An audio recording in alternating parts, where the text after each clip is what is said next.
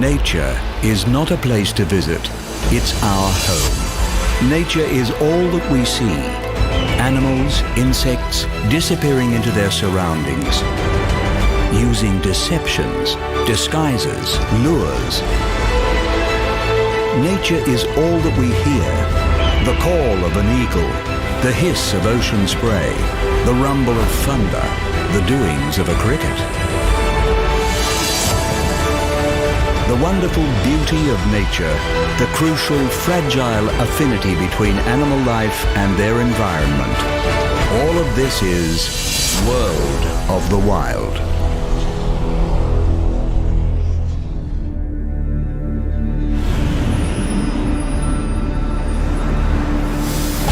With 71% of the globe covered by ocean, our planet is a world of water.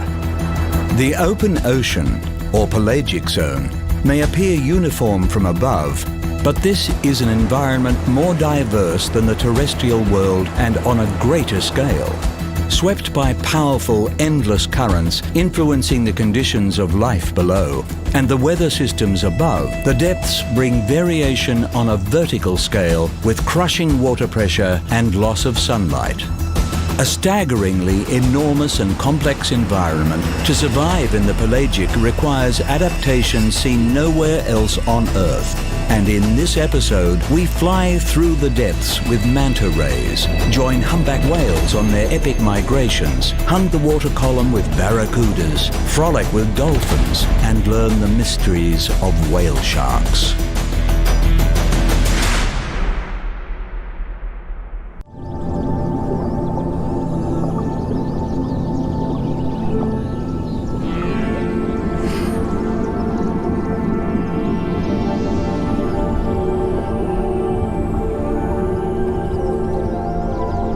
Life in the pelagic is one of constant motion. Gliding gracefully through the seas on their outstretched wings, manta rays are among the most elegant and mysterious of the ocean's travelers.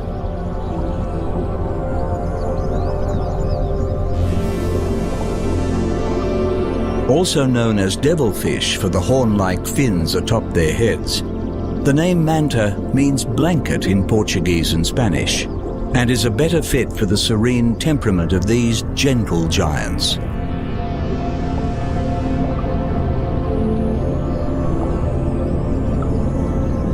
Secretive creatures, science has only recently recognized two separate species of manta rays, a smaller breed tending to occupy coastal waters, and the giant oceanic mantas that make their home in the pelagic. Only visiting the shallows to feed and breed, oceanic mantas are built on a suitably impressive scale, with 7-meter wingspans and weights close to 2 tons.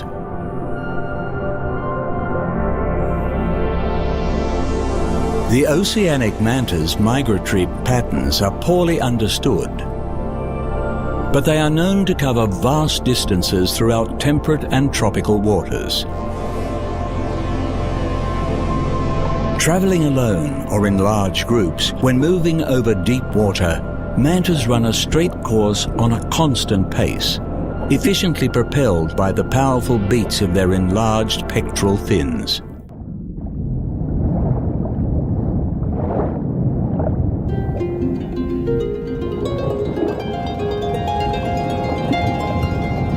As filter feeders, mantas adopt a different style of swimming when feeding.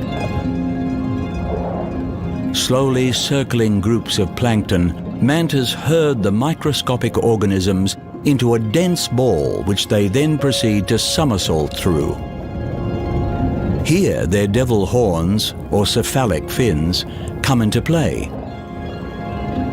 flattening out to funnel the feed into the manta's mouth, maximizing their intake.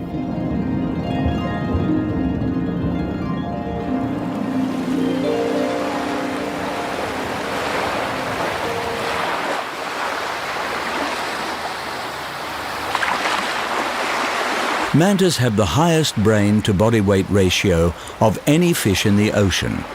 Although little is known about the manta ray brain, It is surrounded by a network of blood vessels that maintain it at a constant temperature. With regularly recorded dives into the frigid ocean depths of over 400 meters, the manta is able to keep this organ warmer than its surrounding tissue, an adaptation that suggests the importance of the manta's brain for its life in the open water. Feeding exclusively on plankton, the oceanic manta has an advantage over its coast-dwelling relative. With the colder waters tending to be richer in nutrients, greater concentrations of this vital food source are found in the open ocean. Nonetheless, oceanic mantas make recurring visits to tropical coastal regions such as the Maldives.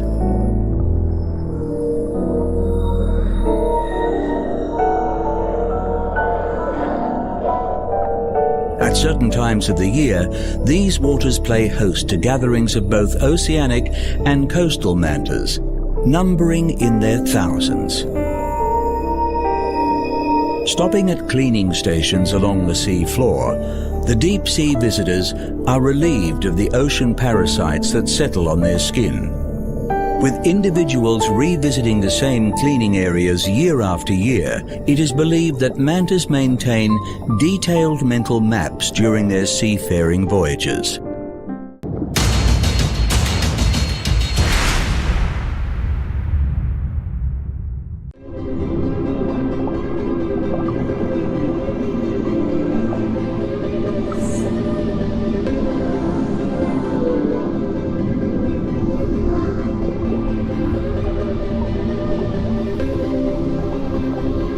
Crossing and recrossing the enormous breadth of the open ocean on its yearly migrations, the tireless humpback whale is both a mystery to science and a master of the high seas. With adults reaching lengths of over 15 meters and weights of 36 tons, the giant humpback fears few of the predators that lurk in the ocean depths.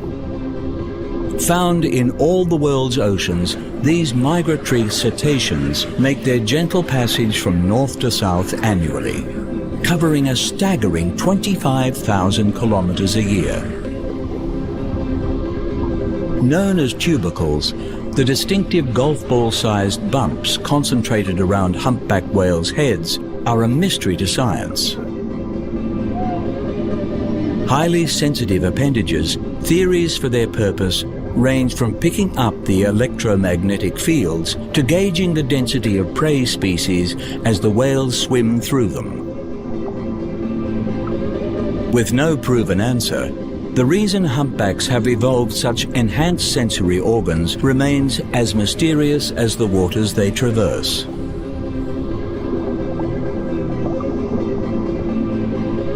Feeding on krill and small fish in the cold polar waters during summer, humpbacks migrate annually in order to spend the winter months warmer in tropical seas, where they will breed and give birth to their young.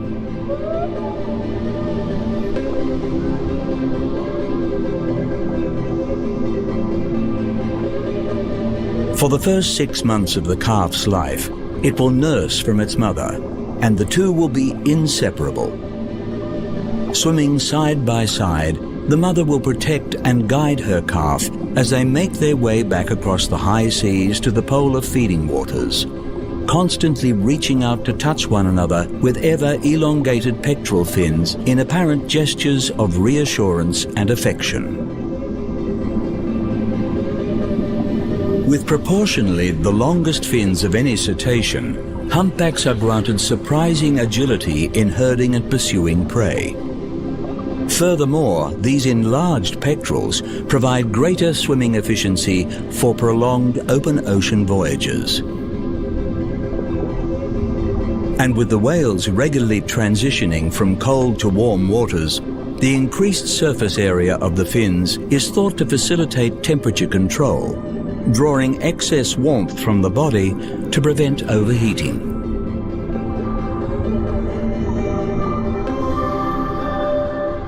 With average traveling speeds of around 10 kilometers an hour, Humpbacks are capable of bursts of over 25 and are famed for their acrobatic surface displays. Breaching sees the humpback lift its tremendous bulk from the water before splashing down with terrific force. Like so much about these whales, the reason behind this exuberant behavior is uncertain. It may be a form of social display to other whales, a method of cleaning parasites from their bodies, or it could simply be the whales having fun. Hunted by humans since the 18th century, it was the introduction of the explosive harpoon that came to devastate the species in the late 19th. With the humpback population estimated to have fallen by 90%, they were taken to the brink of extinction before a ban on commercial humpback whaling was imposed in the 1960s. Today, numbers have recovered, and the open ocean has, for now, retained a healthy population of this wondrous species.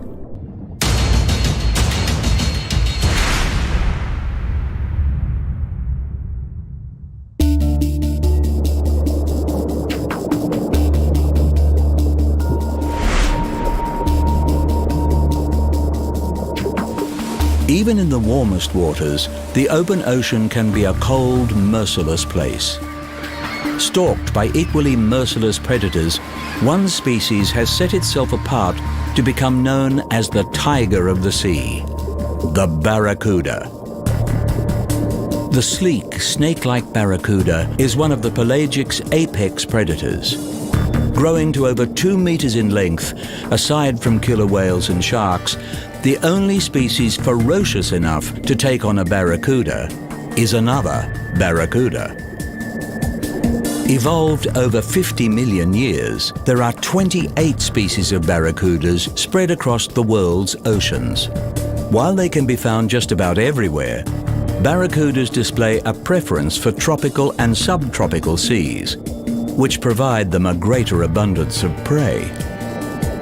Adult barracudas are solitary predators. Ambush hunters, they employ the element of surprise to catch their prey, charging at speeds of over 40 kilometers an hour. Juveniles are easier to spot in the wild as they frequently congregate in schools. While schooling can reduce the amount of food going to each individual, this behavior affords young barracudas a greater degree of protection from predators as they grow and develop their hunting skills. Feeding primarily on other fish, barracudas rely on their acute vision to hunt the challenging pelagic waters. And thanks to their prominent fang-like teeth, prey is generally dispatched efficiently with a single bite.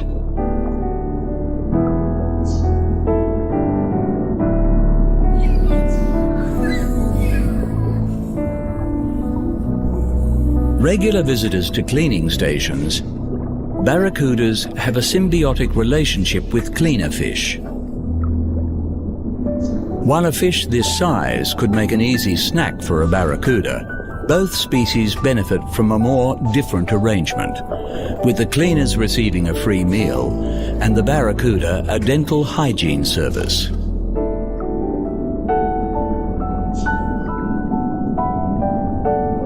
Hunting in the open ocean requires the ability to strike at a range of depths, and the barracuda utilizes an enlarged swim bladder in order to achieve this. By inflating or deflating this enhanced organ, the barracuda efficiently controls its buoyancy at an increased range of depths. Hovering effortlessly at the optimum point in the water column, the barracuda remains constantly poised to launch its speedy attacks. Stalking the waters of the world's oceans for 50 million years, the barracuda is a master of its environment. Well dispersed, barracuda populations are considered to be in healthy numbers across their broad range, and their greatest threat is actually to the species they prey upon. The ocean is an intricate ecosystem, and an imbalance in any species has knock-on effects to others. It is the responsibility of humanity to ensure that when we take from the ocean, enough is left for it to sustain itself and the network of life it supports.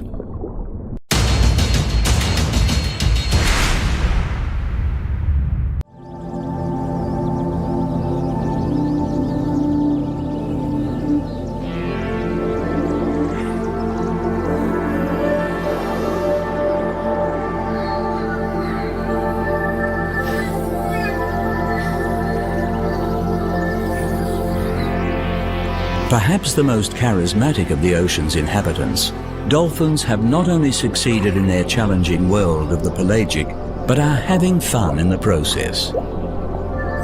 Of the 42 species of dolphin, 38 are oceanic. And while most species display a preference for warmer waters with moderate depths, there is not an ocean on Earth in which this versatile animal cannot be found.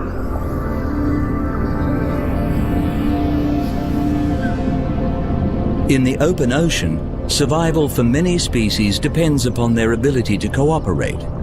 Highly social animals, dolphins form cooperative groups known as pods. Within the pod structure, strength in numbers offers greater protection from predators, allows for the care of young to be shared, and aids in more efficient feeding. While a typical pod may have a dozen members, the major factor determining pod size is the availability of food. In times of abundance, the open ocean allows multiple groups to temporarily merge together in order to form superpods with numbers in excess of 1,000. Because visibility in the Earth is an unreliable factor, dolphins do not prioritize their eyesight. In fact, it is not uncommon for a blind dolphin to survive within a pod. Nor is their sense of smell relied upon, with scientists believing dolphins lack olfactory senses altogether. For navigation and hunting within their pelagic environment, dolphins have developed remarkable powers of echolocation. With sound traveling more than 4 times faster through water than air, dolphins produce a series of high-frequency clicks, among the loudest sounds made by marine animals. A form of sonar, when the clicks strike an object, they bounce a sound wave back to the dolphin, allowing it to accurately detect the object's shape, size, and distance. Feeding primarily on fish and squid, a common feeding behavior sees the dolphin pod work collaboratively to herd the fish into a tight bait ball. Individual pod members then take turns to swim through the ball, snatching fish with their elongated mouths lined with conical teeth. Those that play together stay together, and a significant part of the dolphin's social life appears to revolve around simply having fun.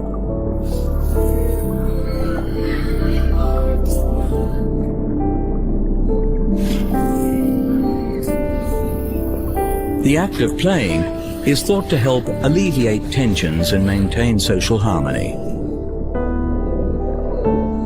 Communication is vital to social cohesion, and recent research on bottlenose dolphins has found that they possess signature whistles used to identify specific individuals within their pod. These signature calls are the equivalent of names within human society. Long admired by humanity, the dolphin's charm has led to successful campaigns to protect them from indiscriminate fishing practices in the past. Today, it is hoped that the dolphin's appeal will help inspire the protection not only of them, but of their habitat.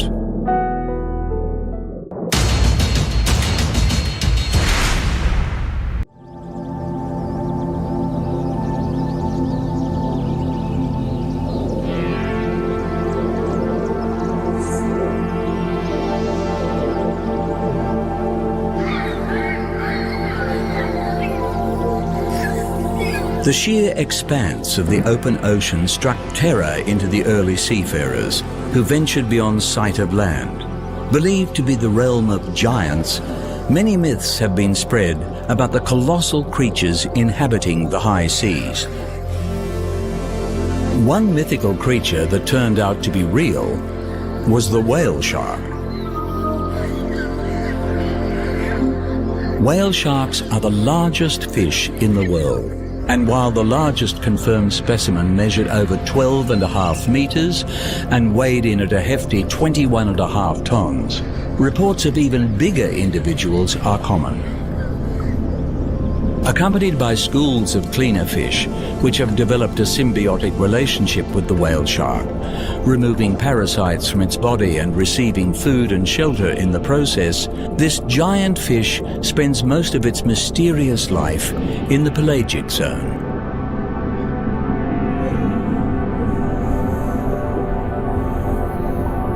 One of just 3 shark species that have evolved to filter feed, whale sharks are thought to employ an acute sense of smell to follow plankton blooms over the vast seas. Rarely encountered in waters below 22 degrees, each year whale sharks venture into the depths to congregate along certain coastal zones for a very particular reason. Needing to consume vast quantities of microscopic plankton to sustain their huge bulks, whale sharks are annually drawn to the shallows by mass spawning events. Here, the corals release egg and sperm bundles into the water for fertilization, presenting these ocean giants with an abundant feeding opportunity. Feeding throughout the vast tropical seas, whale sharks swim forward with their 1.5 meter wide mouth agape, drawing in as much plankton as possible. Another technique sees the shark gulp volumes of water which it expels through its 5 pairs of enlarged gills, processing over 6,000 liters per hour. In both cases, the unique filter pads that cover the entrance to the whale shark's throat efficiently separate the food from the water.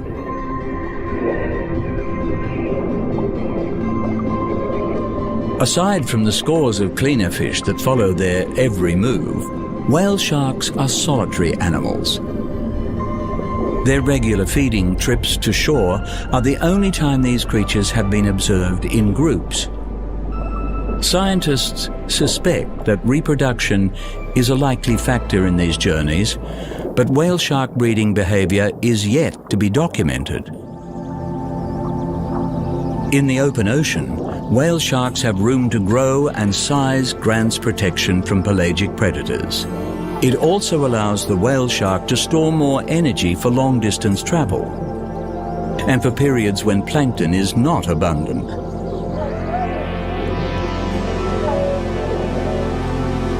Increased lung capacity makes dives to depths of well over 1,000 meters possible. A handy trick when threatened or in pursuit of food.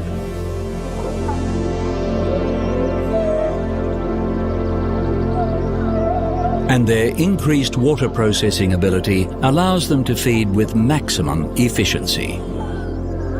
Classed as a vulnerable species, with so much still to be known about this mysterious creature, its future is as uncertain as its present.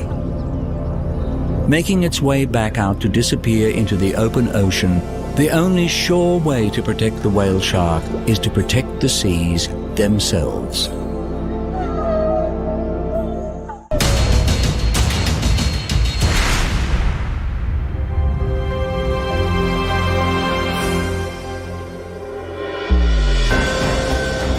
The oceans contain 99% of the planet's living space, and less than 10% of that space has been explored. The enormity of this environment has led to its inhabitants evolving some diverse adaptations to survive within it, and in this episode we have encountered graceful manta rays, durable humpbacked whales, toothy barracudas, playful dolphins, and awe-inspiring whale sharks. But the pelagic's vast scale has seen it treated as an inexhaustible resource by humanity. Decades of overfishing, mining, and pollution have degraded this environment and its ability to support life. With our planet dominated by oceans, there is increasing recognition that the health of the waters is vital to the health of the Earth. As protections for this precious yet precarious environment improve, the question is whether we are acting fast enough.